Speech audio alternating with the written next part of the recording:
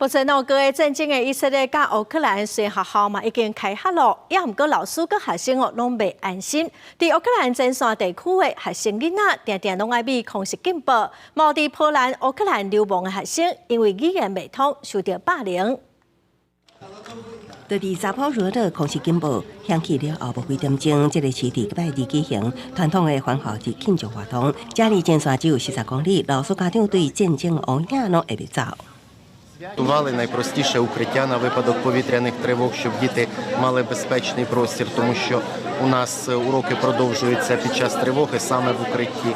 俄乌战争自2022年爆到即马，当初有真侪乌克兰的囡仔为了逃离战火入境波兰，这学期开始实施生活难民家庭爱接受义务教育，也毋过语言未通霸凌问题真侪。Вони постійно кожного дня чекають того моменту повернення додому.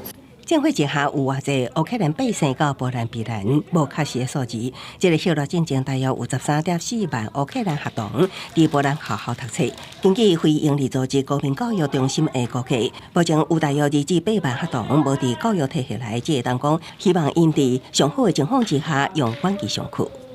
以色列开学季上课的钟仔声响起来，煞不时听到远远传来的轰炸声。